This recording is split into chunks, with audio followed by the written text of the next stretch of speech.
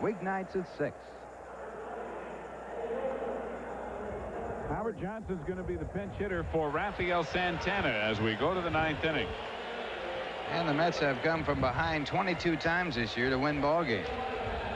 Hojo hitting .254, 5 homers and 18 RBIs. As a pinch hitter, he is 1 for 7. Mookie Wilson and Len Dykstra to follow in the 9th as Cincinnati leads it 3-1. Eddie Milner into the game in center field defensively, replacing Max Venable here in the 9th.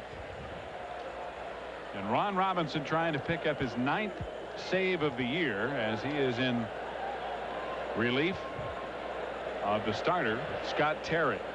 Rob Murphy pitched 2 innings in the 6th and 7th. And Robinson coming on in the 8th. Ball 1 to Johnson.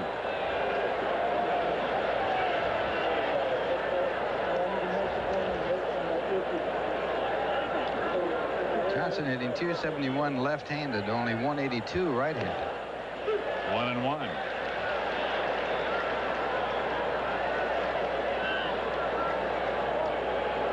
The Reds took a 2-0 lead in the 3rd on Dave Parker's 20th home run of the year. The Mets scored in the 5th. The Reds answered with 1 in the 5th. And it is 3-1 Cincinnati in the 9th. A little bit high and away. 2 balls, 1 strike. Robinson, who has not lost a game this year, 7-0 with 8 saves.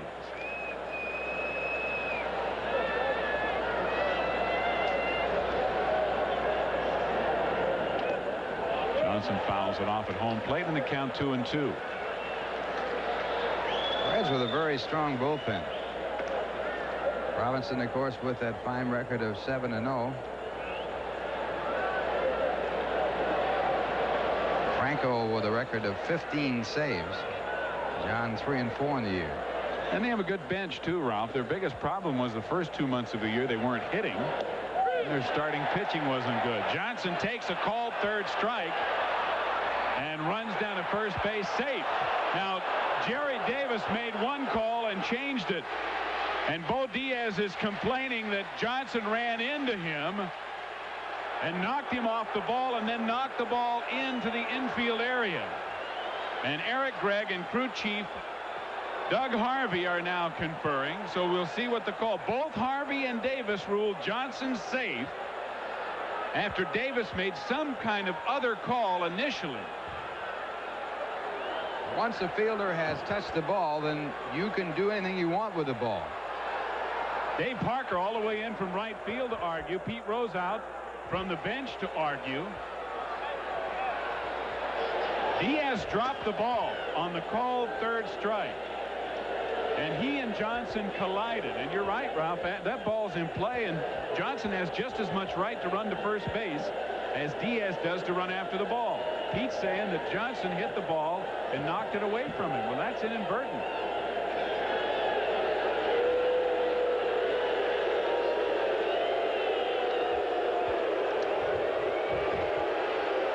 Right now in the replay, collision there, and now they're saying that Johnson ran inside the line, and he did run inside the line, so he should be out. You have to be in that lane when there's a play. Now the ball's out of the glove. Johnson sees it come out in front. He kicks it right here as he comes out, and right here as you watch him go down the line, you will see that he ran inside the line. Here it is again, a nice drop kick right there by Johnson. But he's inside the line. You've got to be in that lane. He gets hit by the throw and it bounces away. So in this case, the Mets are going to win one. Well, the umpires are still conferring. And you're right, Ralph. He was clearly inside the line and the ball did hit him, which should mean he's automatically out of there. But both Jerry Davis and first base umpire Doug Harvey ruled safe.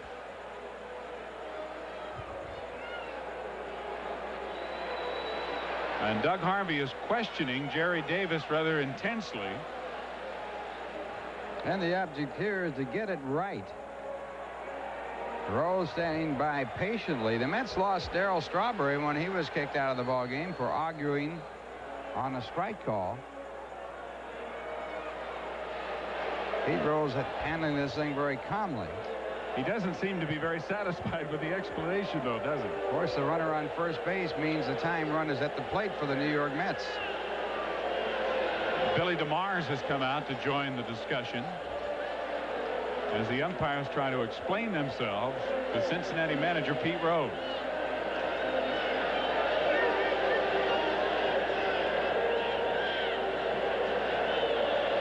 Well, if their argument is that he should be out for running inside the line, they have a legitimate argument.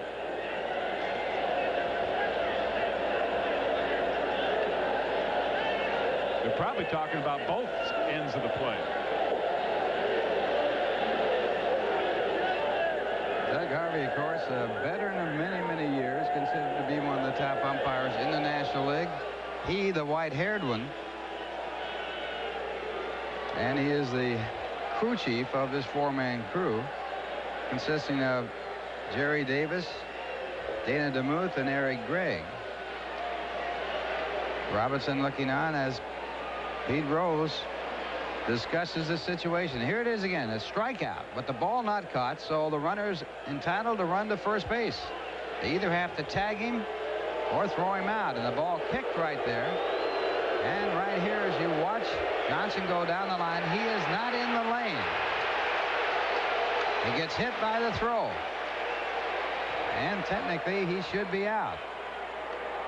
Now evidently the decision has been made. The Reds lose the call, and Billy DeMars, a third base coach, taking up the argument, and he of course had no angle at all on that play.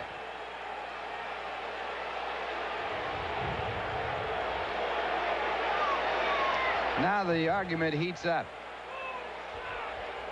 The decision has been made. Now Rose starts to go at it a little stronger. Robinson will be credited with the strikeout. But Johnson will be safe at first base.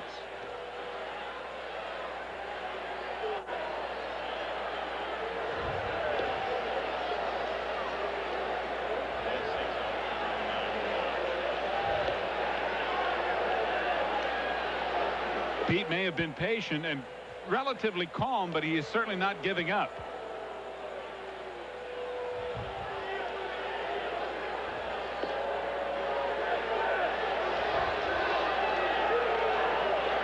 Well, a point being made by both sides, and the Mets get a break because it clearly was evident that Howard Johnson was running inside the baseline when he was hit by the throw from pitcher Ron Robinson. Consequently, he should have been called out, but he is safe at first base, as both the home plate umpire and first base umpire Doug Harvey ruled safe.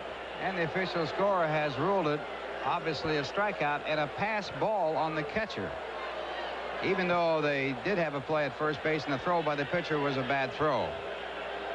So it's going as a pass ball strikeout. Could have just as easily been an error on pitcher Robinson.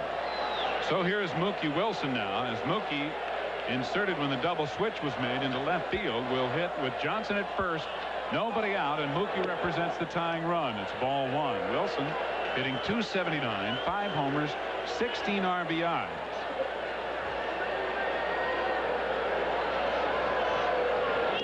And he takes a strike at the knees, and it's 1-1.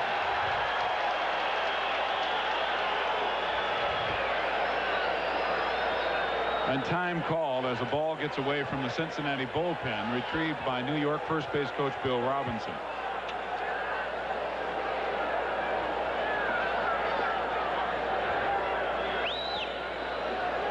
And that's John Franco throwing in the bullpen, the hard-throwing left-hander. Right down the middle, it's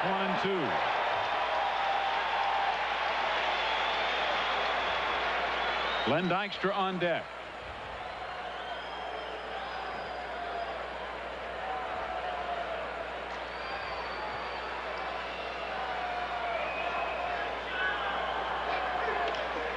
And a bouncer up the middle. Tough to double Mookie, but they do it.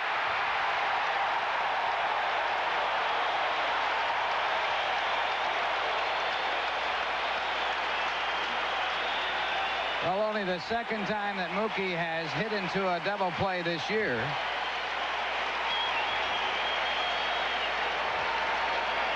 And they get the double play as Oster got it started. So the DP takes care of the situation at first base. And now the Mets are down to their last out. Good play by Ron Oster. And here's the play again on Howard Johnson. Curveball over the outside corner, called a strike. Ball kicked out there, and now Robinson throws it and hits Johnson, who was running in fair territory when he should have been in that lane. Call a safe. 2 out, nobody on. Len Dykstra takes a breaking ball for strike 1. Dykstra with a triple and a run batted in 4 trips to the plate.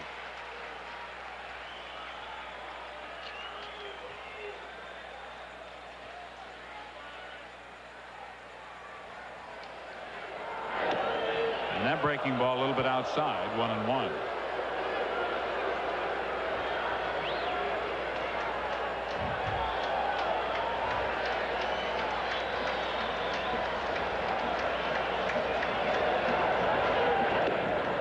Two and 1.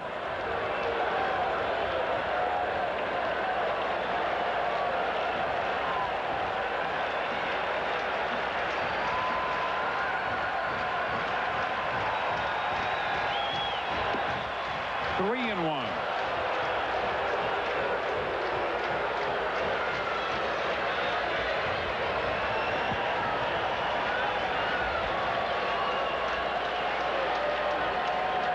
And ball 4. So the Mets will, for the second time in the inning, bring the tying run to the plate. This time with 2 men out and Dykstra at first base. It'll be Tim Teufel, who walked his first time up back in the 7th, pinch hitting for Wally Backman. Teufel hitting .233.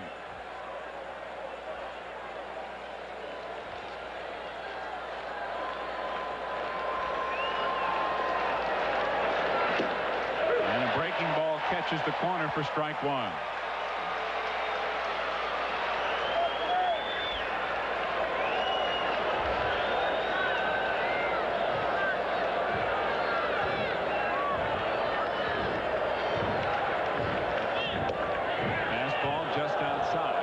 Makes it 1-1.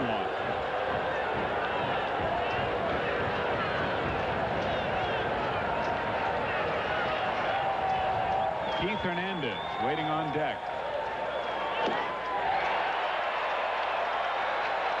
1 ball, 2 strikes to Teufel. 2 outs. Teufel a good swing in that pitch. He was trying to hit it out of here. If Teufel gets on, Hernandez would be the next batter, but Hernandez wouldn't hit against Robinson. He'd be hitting against the left-hander Franco in the bullpen. That's fouled out of play, and the count remains 1-2 as what remains of this 23,000 plus crowd on hand standing, exerting Robinson on to slam the door on the New York Mets.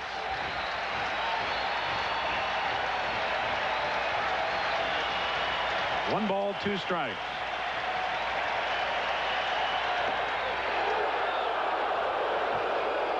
Robinson going to one knee in exasperation as he wanted that pitch called badly, but it is 2-2. He thought he had it. This is a curveball that he thought broke over the inside corner. It appeared to go around the plate. This is Pete Rose's reaction to the call. No. 2-2. And now 3-2. So Dykstra, with 2 out and a full count on Teufel, will be running from first base. But it is Teufel that represents the tying run with 2 out here in the 9th inning.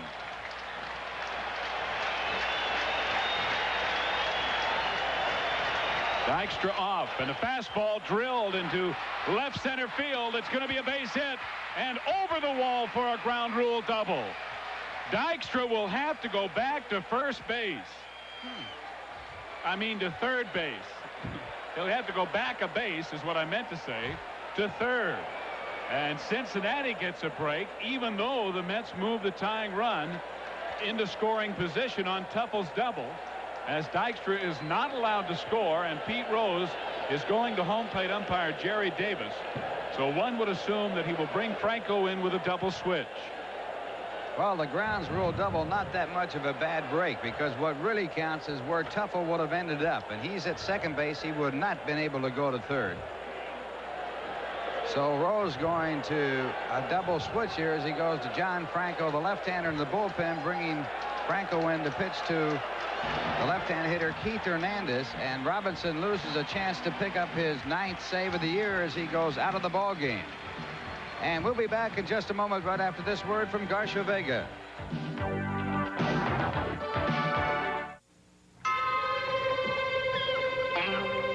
What's he doing now?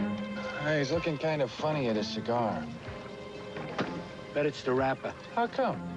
Most cigars don't use natural leaf wrappers anymore. Now, Garcia Vega's still an honest cigar. Garcia Vega still gives you the rich tobacco taste of natural leaf wrappers. Hey, he's doing it again. He ought to switch to an honest cigar. Garcia Vega, still an honest cigar. He's doing it again. A new import earns the right to be your car. It's not from Osaka or Tokyo, not from Milan, Stockholm, Stuttgart, or Paris. This car is imported from the middle of America. The all-new Delta 88 from Oldsmobile.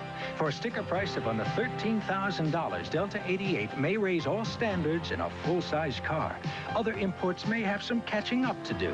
Delta 88, imported from the middle of America. From your good old guy. Want to know how I know it's time to feed these babies? When my morning delivery comes from Prontolator. You're a later. That's correct. Frank, it's time for your 10:15 meeting. How did you know that? The man is here from Prestolator. Purelator. That is what I said. No, you didn't. Lots of people depend on Purelator Courier, but they still have a little trouble with our name. It's coffee time. Here comes Percolator. Percolator. Courier. For dependability you'll never forget, remember Purelator Courier. A battery switch for Cincinnati. John Franco is the new pitcher for the Reds. He has a record of 3-4, an earned run average of 2.33, 15 saves. He's worked 65 and 2/3 innings. He has given up 51 hits, walking 28 and striking out 51. And behind the plate, Saul Butera to take advantage of a change in the batting order. Franco will now bat fourth, Bo Diaz spot, and Butera ninth, should the Mets at least tie the game here in the 9th inning. But 2 out, runners at second and third. The tying runs are in scoring position for Keith Hernandez. Hernandez is 2 for 3 with a double and a single and a walk. He grounded into a double play his last time up.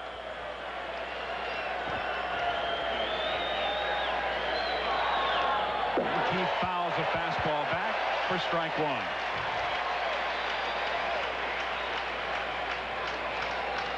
Hernandez hitting .292 at the moment. Keith with 7 home runs, 40 RBIs.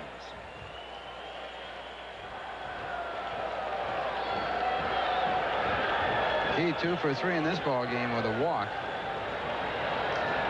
Dykstra, the runner at third base, and Tuffle, the tying run at second.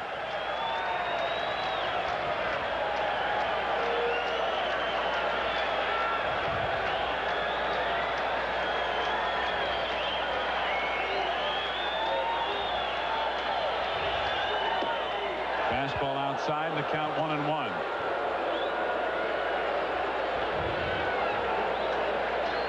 Mets made 2 dramatic come from behind surges to tie ball games in Houston, but lost both of them.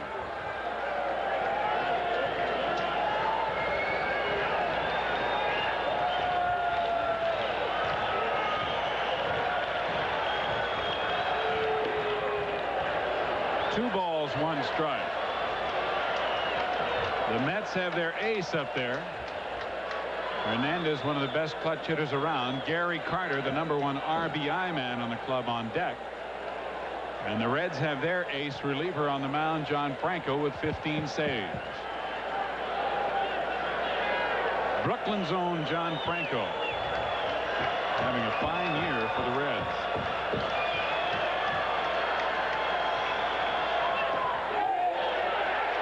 Jerry Davis says Hernandez did not hold up and calls a strike, and Keith argues. So the count is 2-2.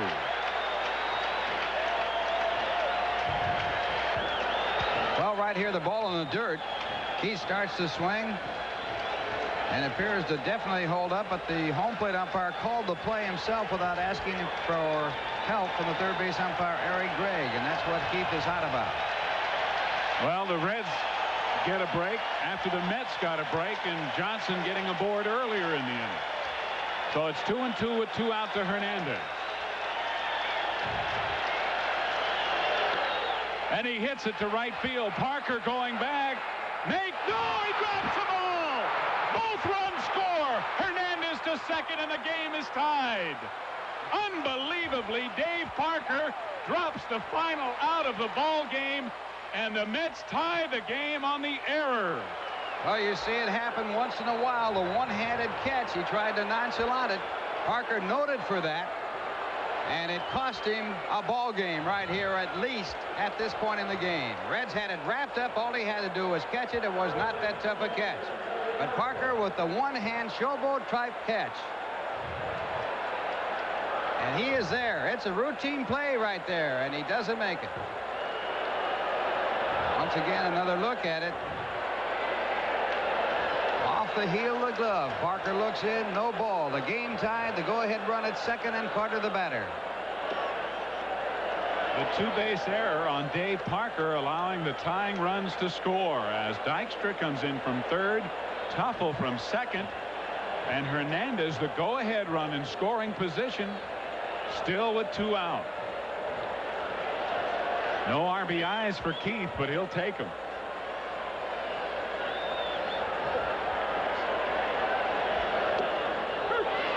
And a strike called. It's 1-1 to Carter. Franco, understandably, a bit miffed.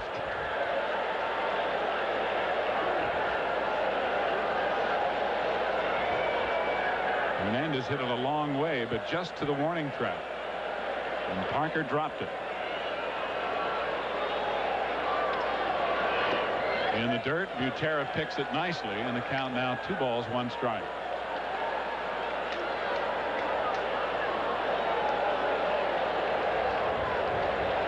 Well, everybody's done it, and I know how he feels. He like to dig a hole and go right underneath that turf out there. No place to hide.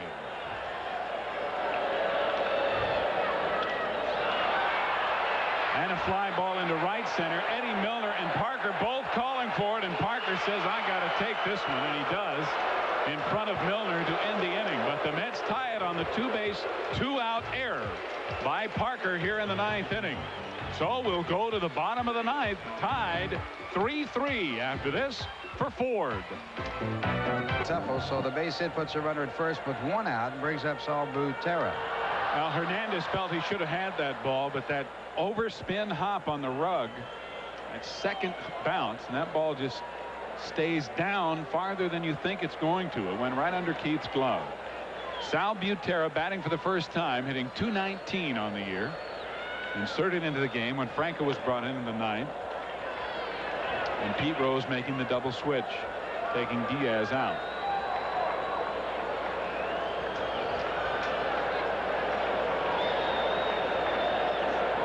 Butera with 2 homers, 10 RBIs. 2-0.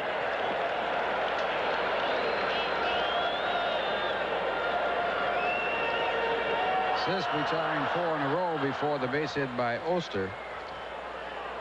Came in the ball game in the 8th inning after a walk by Myers. Sharply hit to third. Knight boots it, but has time to throw out Butera, who does not run well. One of the advantages you have at first and third that you do not have in the middle of the infield.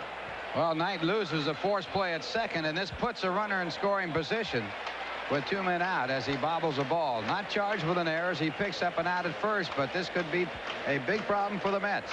Davey Johnson going out to the mound, as the Mets now have the option of walking the batter coming up, Eddie Milner, or pitching to him. If they walk him, they would then be pitching to a right-hand batter, Buddy Bell. Well, it is Max Venable, a left-handed hitter. Sure, that's right. Venable. Milner batting in the number 5 spot in the batting order. So Davey just talking it over with Sisk as to whether or not they're going to put him aboard. And it looks like they are going to walk Venable. So Knight's bobble cost the Mets a chance at a possible inning-ending double play that would have sent the game into extra innings. But there are 2 out with a running run at second base. Venable will be walked to put a force at any base but home, and enable Sisk to pitch to the right-hander Buddy Bell, who has been no picnic for pitchers lately. He's 2 for 4 in this game with a homer and a single. First walk issued by Sisk, third walk issued by Mets pitching, the first intentional.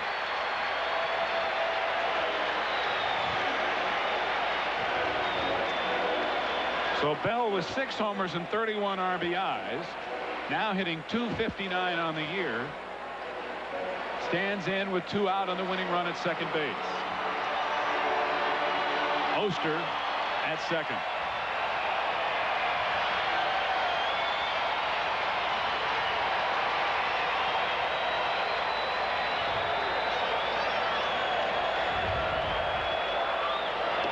And a good stop by Carter on ball 1.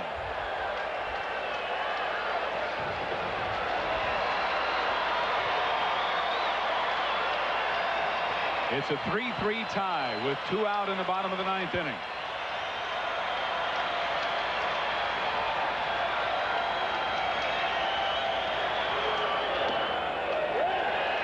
Ball 2.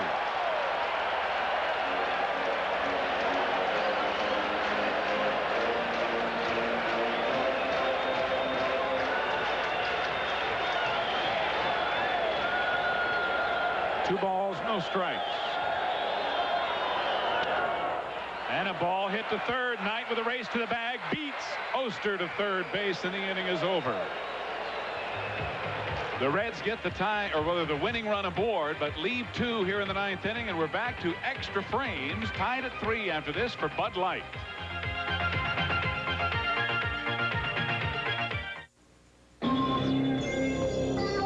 Give me a light. That's not correct, Steve.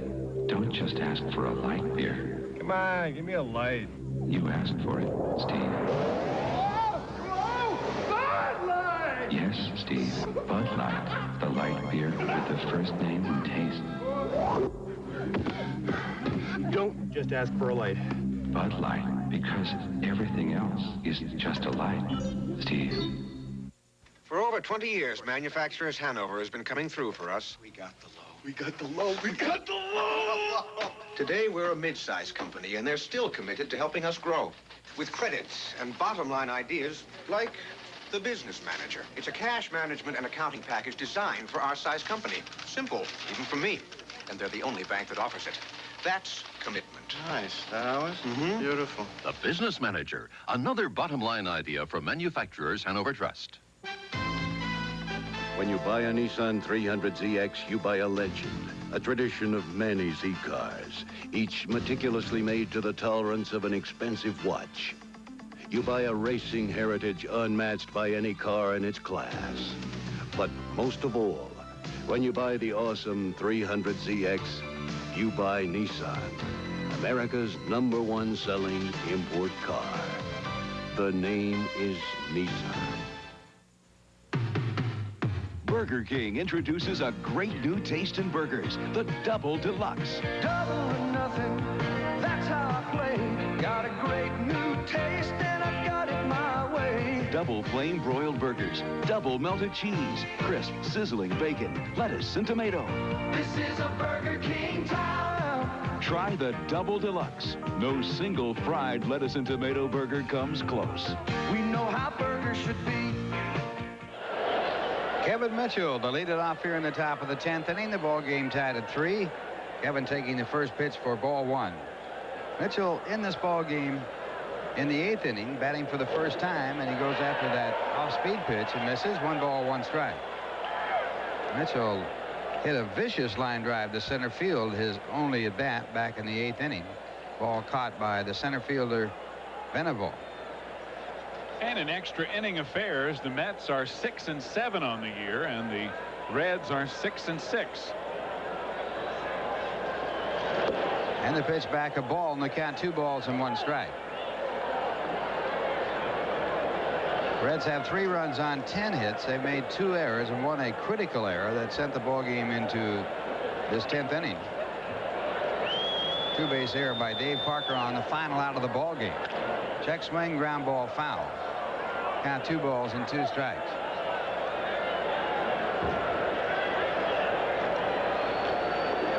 Mets have 3 runs on 7 hits, and they have not made an error.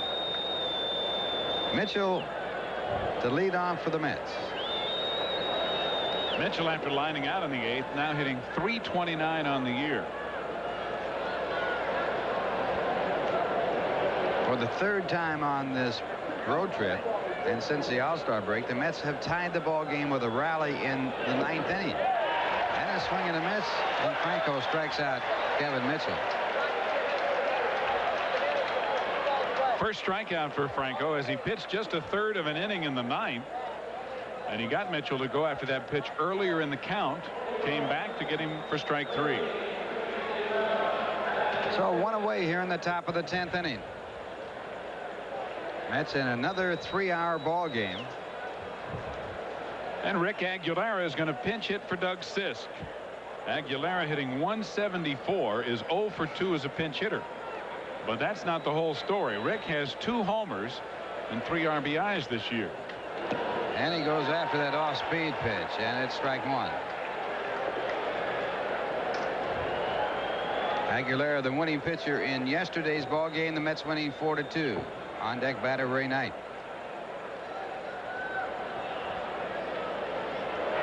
And again, a wild swing and a miss at strike 2.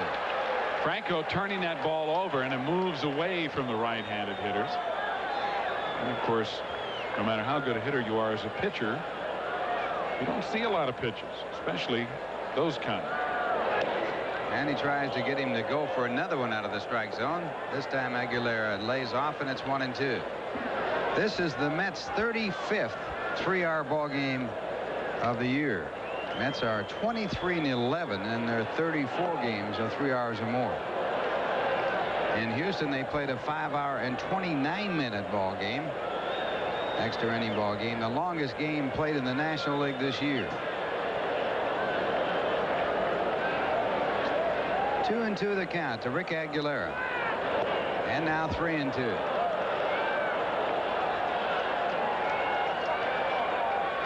Franco with a record of 3-4 and 15 saves. A chance to pick up a victory or a loss now. And this ball 4. So Aguilera, as a pinch hitter, walks. The Mets have a runaround with 1 man out with Ray Knight coming up. And John Franco was ahead in the count to Rick Aguilera. 0-2. And Aguilera said, I've seen enough of those balls out of the strike zone. I'm going to quit swinging at him. And he did. Good at bat by Aggie.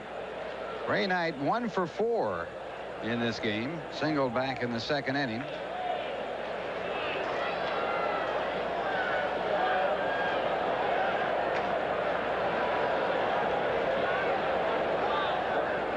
John Franco from Brooklyn, New York on the mound. Started his career with the Dodgers, and a fastball foul back out of play.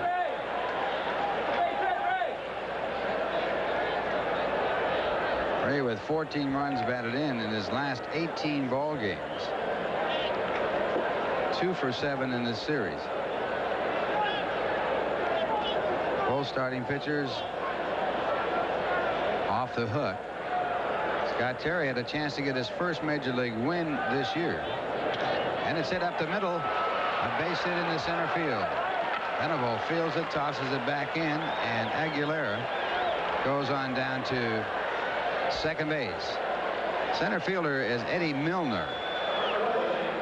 So now runners at first and second and 1 man out. And the batter will be Howard Johnson, batting from the right-hand side. Howard came in the ball game, batted in the 9th inning, and was struck out. He was part of that controversial play where they argued long and longer. Struck out. The ball got away from the catcher. Johnson, then breaking for first base, kicked the ball As he ran down the first, he was hit by a throw from the pitcher at that time, Robinson, and he was safe at first. Reds argued that he should not be safe at first, but lost the argument. And the first pitch to Johnson, fouled back. Ralph, I wonder if John Franco is going to suffer any kind of an emotional letdown here, because that obviously was a devastating situation for him, with an opportunity and really the final out in the bag, he thought. All game in the bag. And his balloon was burst in a rather rude fashion. And this one gets away. The runners will move up. Butera is shagging the ball down back by the fence and back from home plate. And the Mets now have runners at second and third with one man out on the wild pitch. Franco throws this ball right down in the dirt. And a fastball in the dirt is very difficult to handle. Butera tried to block it, but the ball looked like it might have hit the edge of the plate, and it didn't really come up at all. It just scooted along the ground. Runners at second and third.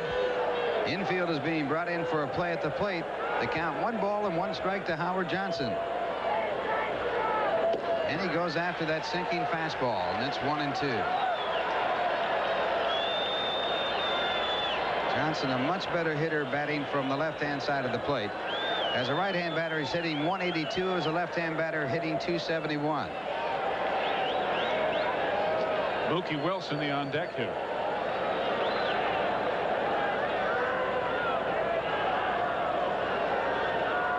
And the 1-2 pitch. Tries to get him to go for it again. This time he lays off. 2 balls, 2 strikes.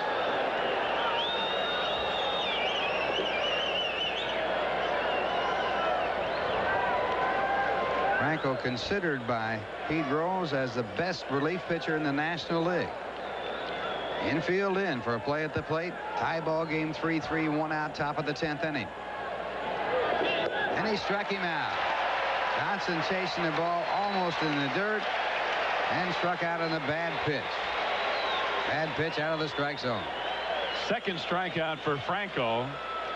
This ball just bearing down and down and down, and Johnson missed that pitch by a good foot.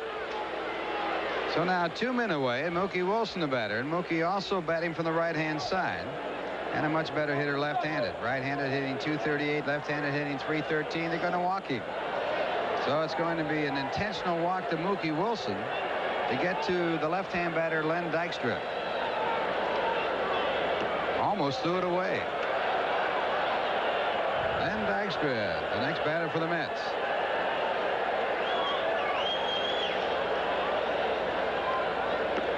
And that's ball 3.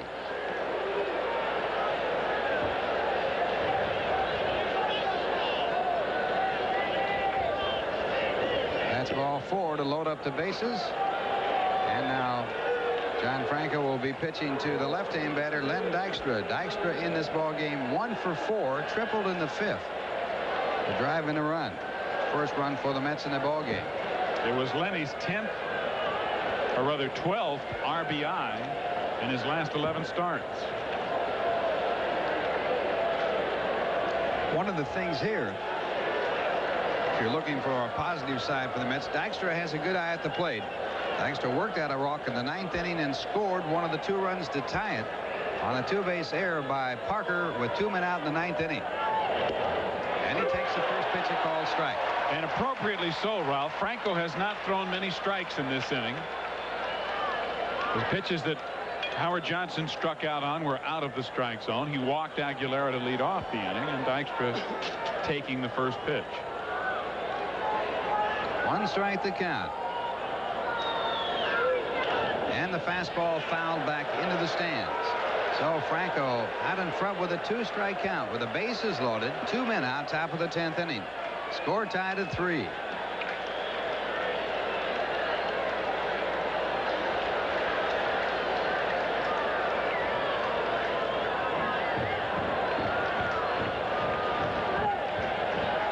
Runner at third base, Rick Aguilera. Mookie Wilson, the runner at second base.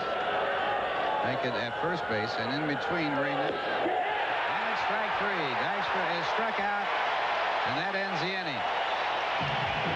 No runs. 1 hit, 2 walks, 3 men left on base, and the score at the end of 9.5 innings, the Mets 3 and the Reds 3. Now here's a word from OTB. I'm an avid racing fan, and OTB offers me everything I need. You get the live picture of the individual races here at John Street, which only adds to the enjoyment of horse racing. I'm an exotic player. I love to play triples, exactas, quinellas, double exactas, now the pick 6. I also love the fact that they show races lately, which they never did before. OTB is good to be open 7 days a week. I wish we had another extra day to be open, too. New York City OTB, changing for the better. I really like OTB. Hitting home runs is the fun part of my job. Catching is the tough part, the sweaty part. But you won't catch me showering with deodorant soap. I made a break from all that. A clean break with Ivory. Look, that's basic, natural, honest soap. Not like soaps that cover you with smelly perfumes or deodorants. What's that got to do with clean? Ivory's clean is an honest clean. You can smell it, you can feel it. Make a clean break, because you just can't beat Ivory's Honest Clean. Even when you got a special date. Daddy!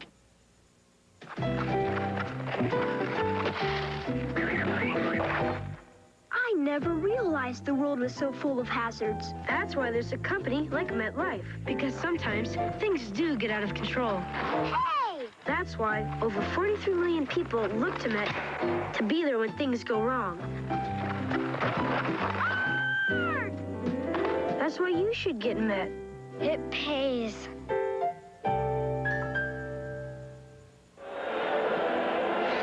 Jesse Orozco, the new pitcher for the Mets.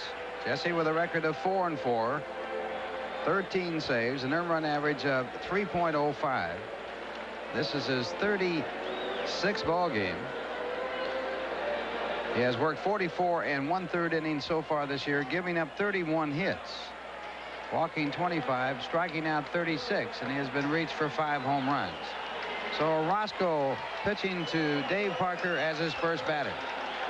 And coming back in now to join us once again, Tim McCarver. Oh, what a bizarre happening that was when Parker dropped that ball, now with a chance to atone for that 2-run error in the ninth. 2 men out, fly ball to right field by Hernandez. Parker went back, tried to one-handed, dropped the ball. The Mets got 2 runs, 2 unearned runs to tie it in the top of the 9th inning. And now we're in the bottom of the 10th inning. Parker the lead off. Parker had driven in 2 runs in the 3rd with a home run. That home run coming off Bob Ojeda. And it was his 20th home run of the year, one behind Mike Schmidt, who leads the National League. In the on-deck circle, Pete Rose, the bat for the pitcher. And the next pitch back, a ball. It's 2 balls, no strikes. Parker 1 for 3 tonight, walked back in the 8th inning. And it's Willis warming up in the bullpen for the Cincinnati Reds. And Parker fouls off a fastball. Dave Parker 1 for 8 lifetime off Jesse Orozco. If you remember in last night's ball game, Orozco came in the 9th inning and walked Max Venable, pinch hitting for the pitcher. And more often than not, Jesse is wild when pitching to the first hitter of an inning when he comes in a ball game. 2 balls, 1 strike, and it's a strike call for strike 2, and Parker doesn't like that call. Jerry Davis, the home plate umpire. Well, this ball appeared to be a good strike. It didn't even appear to be any question about it. He thought it was low, I suppose. So it's 2-2 to Parker. And the curveball gets him. So Orozco going to the breaking ball, and Parker struck out. Parker, a few words to say to Jerry Davis. Well, a sweeping breaking ball, as only Orozco can do it. Look where that ball starts and look where it ends up. Ball started behind Parker. Carter caught it off the plate away. And that'll bring up Pete Rose, batting for the first time. Rose as a pinch hitter. Pete, as a pinch hitter this year, is 0 for 1. But he's a better right-handed hitter this year, batting .250 right-handed, 4 for 16. And the first pitch,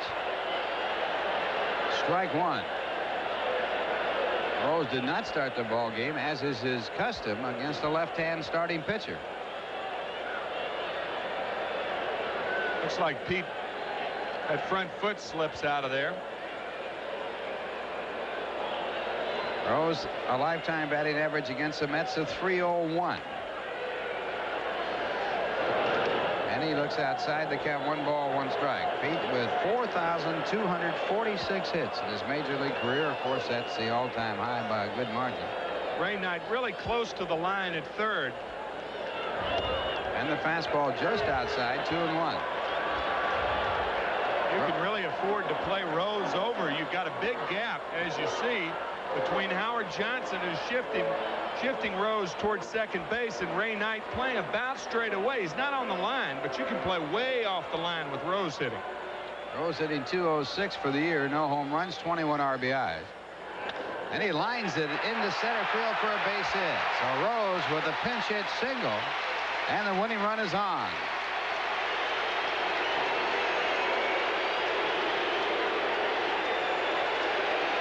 Well, that certainly brought the crowd here to their feet as Pete Rose leaves the ball game after a pinch hit, and Eric Davis is at first base. A rope up the middle. Howard Johnson almost had him shaded right in the exact spot that Pete hit the ball. And Davis with 45 stolen bases, the pinch runner. Davis second to Vince Coleman, who leads the major leagues with 58 stolen bases. The Mets have not thrown out Eric Davis this year.